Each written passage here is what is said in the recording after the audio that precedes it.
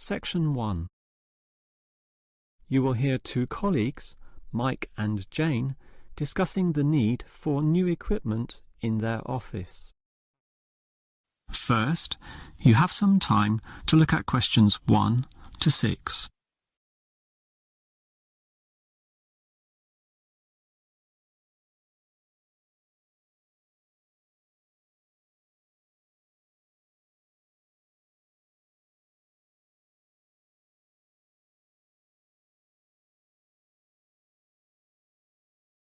Now we shall begin. You should answer the questions as you listen because you will not hear the recording a second time. Now listen carefully and answer questions 1 to 6. Hi, Jane. You mentioned that we might need some new equipment in the office. Absolutely. What we've got is too old, and much of it is faulty. Well, you know how difficult it is to replace equipment. I guess I'll just use another requisition form. We can fill it out now. If you don't mind. I suppose you're going to complain about the printer again. Sure, my printer's bad, but the copier is almost unworkable. It jams all the time, it's too slow, and it's already been repaired 4 or 5 times. We've got to do something about it. OK, I'll put that down on the form. So you want a copier, not a printer, and you work in accounts, right? Yes, that's right, the accounts department. OK, but this is a requisition form. There's meant to be a limit on the length of time you can have the item. We need it forever. The old machine's almost useless. The moment it gets repaired, it breaks again. Well, I'll just write ongoing, OK? That basically means the item will stay with us until I say otherwise. Now, the next question is, when do you want it? In a few days? 1 week? It usually takes a while for these things to arrive. If it arrived today, it would be better. We need it as soon as possible. Can you write today? Well, it can't come that quickly. I'll just write immediately. But be warned, that means it may still take some time to get here, perhaps a day or 2. That's annoying. We've got so much unexpected demand right now. Good. I'll write that as one of the reasons. We need 3 reasons, you know, or they won't grant this request. So for the second reason, I'll write original broken. And that's essentially true. It is broken. The truth is always good. But can you think of one more reason? Not really. But those first 2 reasons are surely strong enough, aren't they? Well, I think we still need a 3rd reason. Maybe I'll have to bend the truth a bit.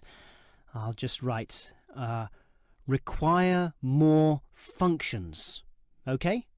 Or you could write, require faster speed. No, all these copiers operate at the same speed, so that reason won't sound true. OK, whatever it takes. Right. And shall I put your name? Jane Huang, spelt with a U, right? Well, actually, I would say your name would be more likely to get speedier results. All right. I certainly don't mind putting my name with this. Mike Green. G-R-E... Just like the colour green, right? But with that final E, which often tricks people. Yes, that E at the end tricks them all the time. Before you hear the rest of the conversation, you have some time to look at questions 7 to 10.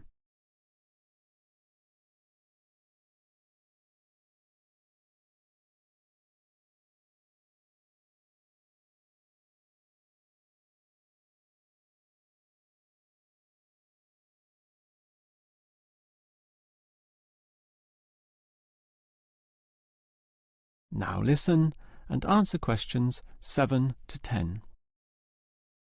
Actually, Jane, talking about office equipment needed, I've got a list before me of all the items purchased last year.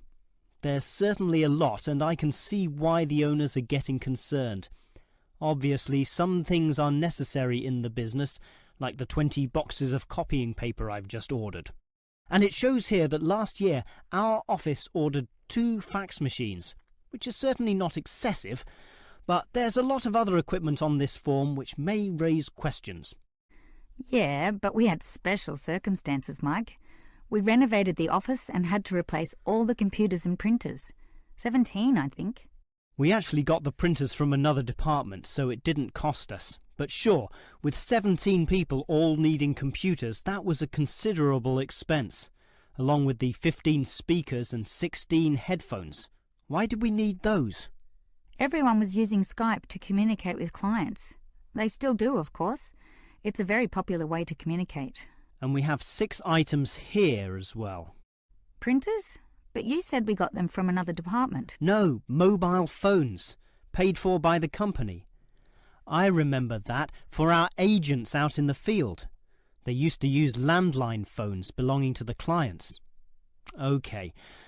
We also ordered lots of lighting equipment, but that can be expected. I'm not worried about that.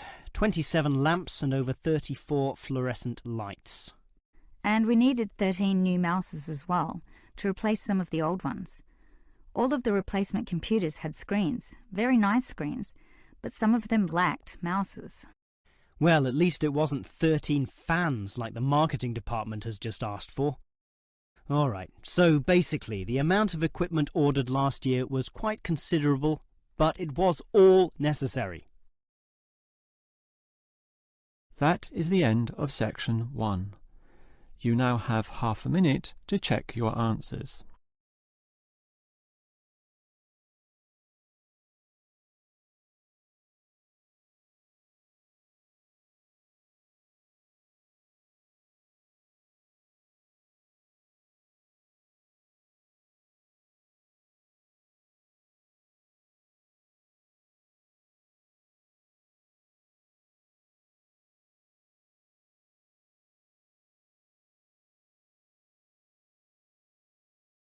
Now turn to section 2.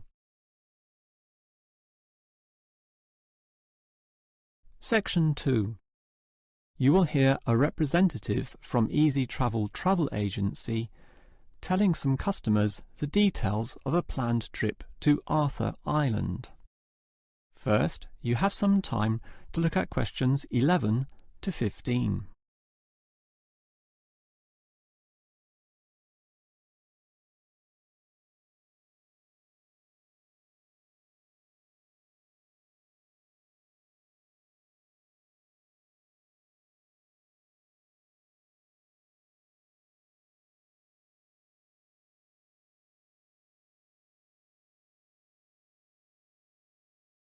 Now listen carefully and answer questions 11 to 15.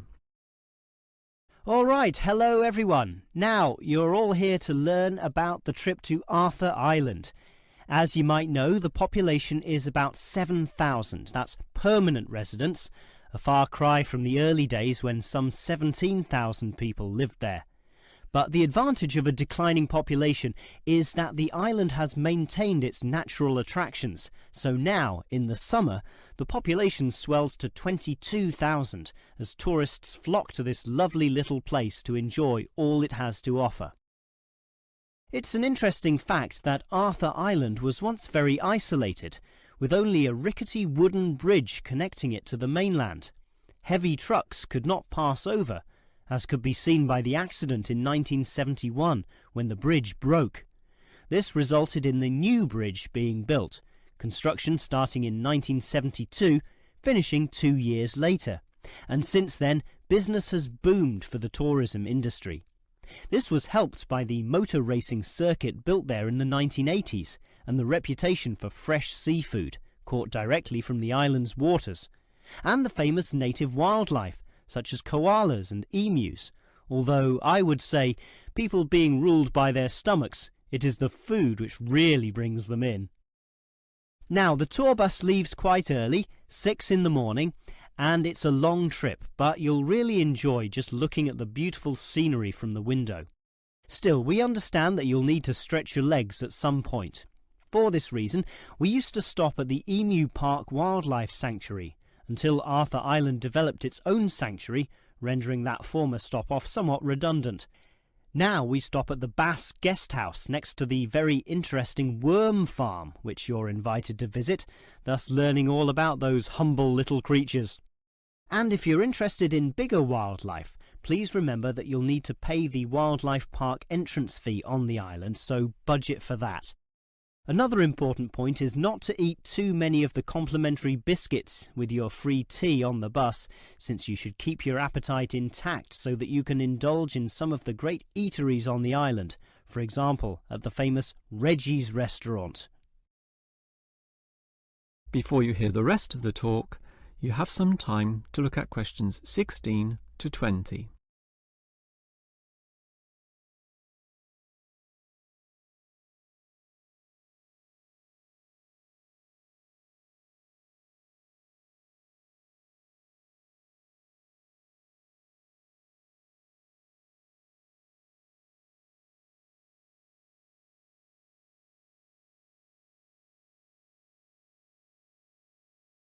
Now listen and answer questions 16 to 20.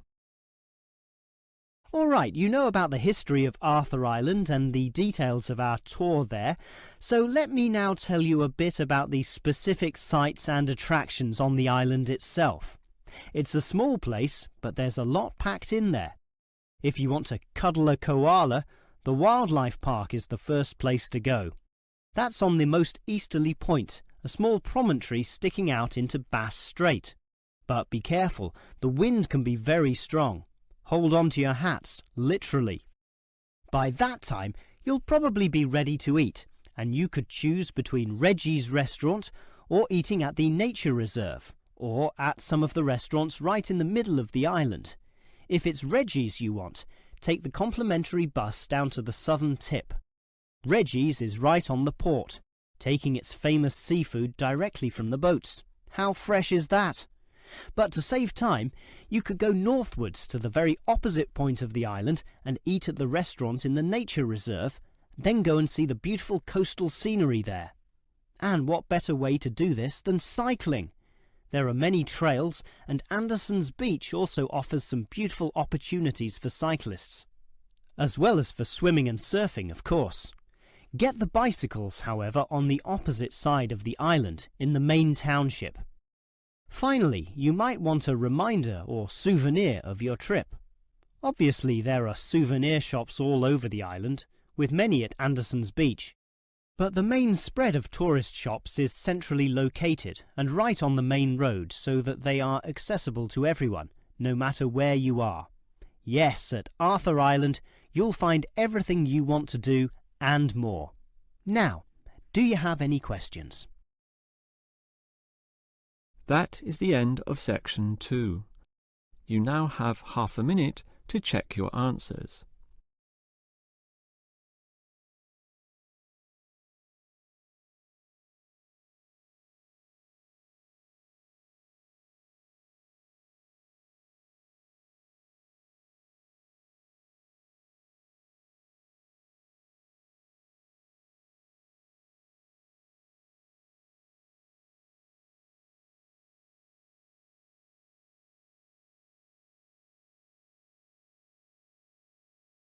Now turn to section 3. Section 3. You will hear two students, Sam and Liz, discussing a project for their marketing course. First, you have some time to look at questions 21 to 24.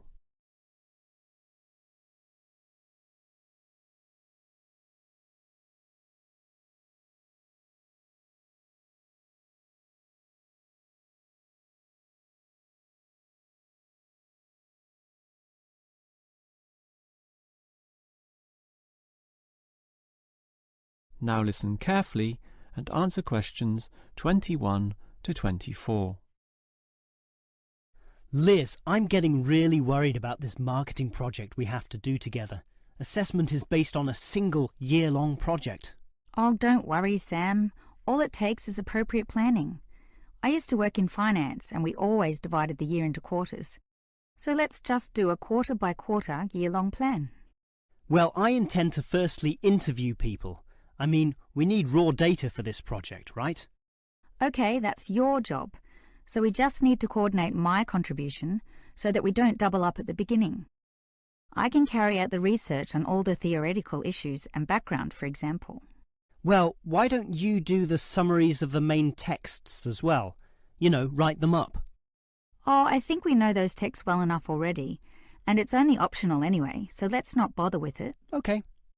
Now, moving on to the second quarter of the year, I'll start collecting all the relevant information, the details, facts, and examples from my book reading, while you can do an analysis of the first-hand information you got from the interviews.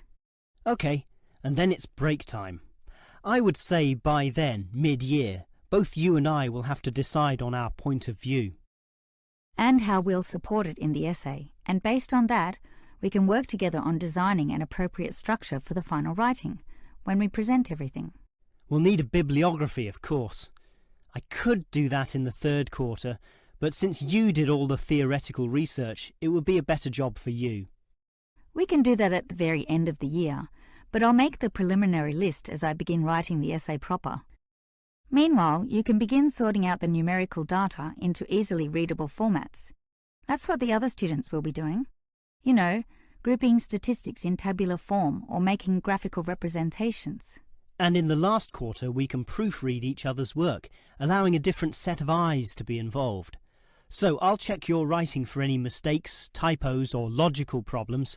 I'm sure the essay will certainly benefit from such a thorough proofread. And I'll check all your tabulated statistics and graphs for the same issues. And then we'll just put it all together. Well, now it sounds far less scary. That's right. All you need is a clear, logical, and coherent plan. Before you hear the rest of the conversation, you have some time to look at questions 25 to 30.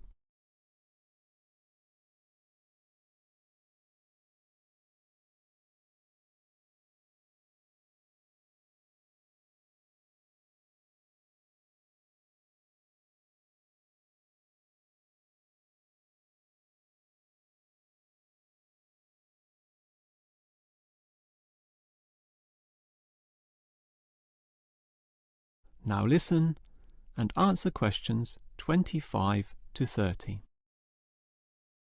As we discussed, Liz, my first task on this project is to get data using interviews, over 100 of them. To do that, I'll need to put a flyer on the university notice board to get volunteers. OK, just do that and we can start immediately. But I tried this last year and almost no one replied. The whole project was a failure as a result. You just need to ensure that the flyer is designed well. I did a course in design, so I can help you. I'm all ears. Well, one of the first rules, since the notice board will be full of papers, is to make sure your flyer stands out. Thus, don't use white paper, use coloured paper. You mean like yellow paper? Yellow, red, orange, it doesn't matter, as long as it's coloured and thus more obvious. Similarly, make the heading attract people, and money does this, right? Oh, sure. Everyone wants money. So don't say something boring such as help needed, but something such as easy money. That will immediately attract people's interest, and also ensure they know that it won't take much time. These interviews are about half an hour, so tell them that right under the heading. Sounds good. Keep going. Well, by the same token, people don't have the time to read. They don't want to struggle through a large number of words. Thus, limit them. That will make the flyer easily and quickly read. Finally, there's a lot of false advertising and tricky people out there, so the readers might get suspicious, particularly when you're offering significant money for little work.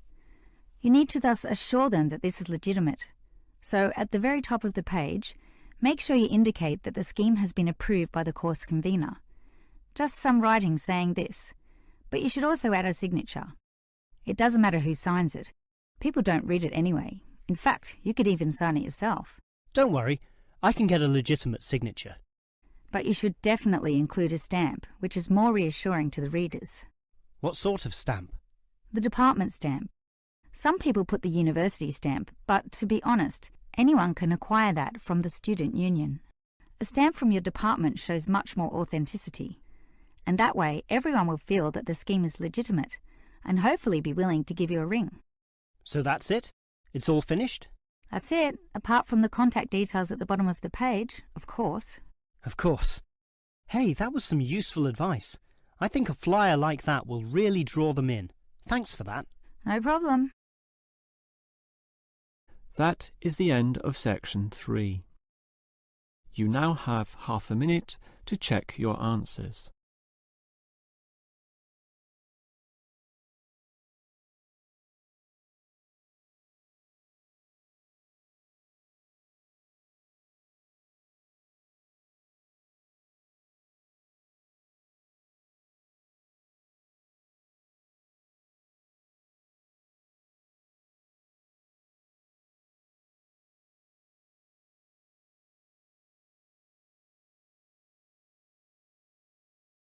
Now turn to section 4.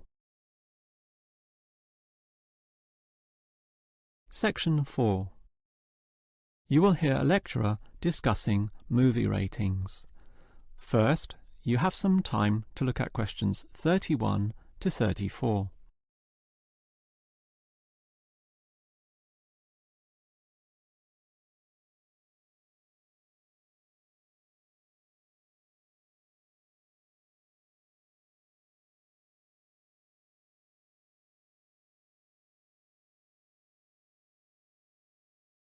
Now listen carefully and answer questions 31 to 34. One of the most popular pastimes all over the world is watching movies, whether that be at cinemas, at homes on the TV through commercial channels, or DVDs, or internet downloads. Given this popularity, it is clear that movies can influence the way people think and act, which is why there must necessarily be a motion picture rating system, so that people are made aware in advance of the movie's content. The factors involved are bad language and the cinematic portrayal of sex, violence, drug use, and antisocial or criminal behaviour. For example, virtually all countries will ban movies outright if the scenes involved glorify crime or show criminals getting away with their goods. Imagine, for example, a bank robbery film where the criminals end up retired in Brazil, living lives of luxury with their ill-gotten gains. Such a message may encourage impressionable young men to go and rob banks themselves, since it seems so easy. Thus, in all movies, crime inevitably leads to bad outcomes, in one way or another, be that prison, unhappiness, or death. Yet there are still variations among countries. In Australia, for instance, it is the government which decides on the rating through a special review board, whereas in America, it is the movie industry itself which decides this through a trade association representing the major studios. Furthermore, different cultures may view movies in different ways. Sexual content is viewed more leniently in Europe, but frowned upon in the West. Yet Western cinema often permits levels of violence which European cinema would never allow. And further complications come in when judging a movie within its historical context. For example, a war movie, designed by its makers to be realistic, will necessarily have graphic violence, which will often be permitted, providing it is not glorified in any way. Before you hear the rest of the lecture, you have some time to look at questions 35 to 40.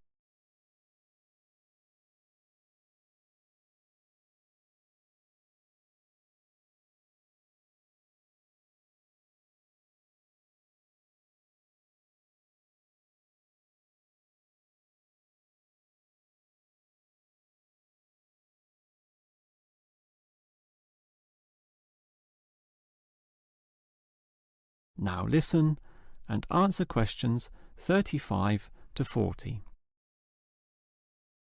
Since America produces the bulk of the world's most watched movies, why don't we look in detail at their movie rating system? It begins with the innocent G rating, standing for general audience, allowing all ages, even very young children, into the cinema. The films are fun and community-oriented, with nothing which would be objectionable. They are often released for the summer holidays, when children are free from school. But if these movies have a mild element of violence or inappropriate and lewd humour, or some scary scenes, then it would be a PG movie, standing for Parental Guidance Needed. This PG rating comes in two forms though: the weak version, a simple PG, or the strong version, PG-13. Most American movies are issued with this latter rating, since it allows the greatest proportion of the population to watch the movie, by which I mean children alongside their parents, while still allowing the movie itself to show society as it really is. Any rating higher than this will restrict children and limit viewership. In fact, if a movie, when shown to the trade association, fails to be issued with the PG-13, the offending scenes are often removed by the movie makers in order to secure this lower rating and ensure the greatest viewership. What all movie studios want to avoid is the R, or restricted rating. This means that younger children can only watch the film if accompanied by their parents, and many young teenagers simply don't want to do this.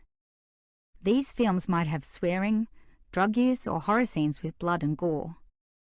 And if these images are particularly graphic, the rating is lifted to NC-17. NC means no children. In other words, the movie is for adults only. Since it is the younger market who are particularly intent on paying to see movies, many big cinemas simply don't bother showing NC films. There is simply little to no profit involved, meaning that such films, often made by smaller independent film companies, are similarly released by independent theatres. Even then, these films only have what is known in the business as a limited theatrical release. That is the end of section 4. You now have half a minute to check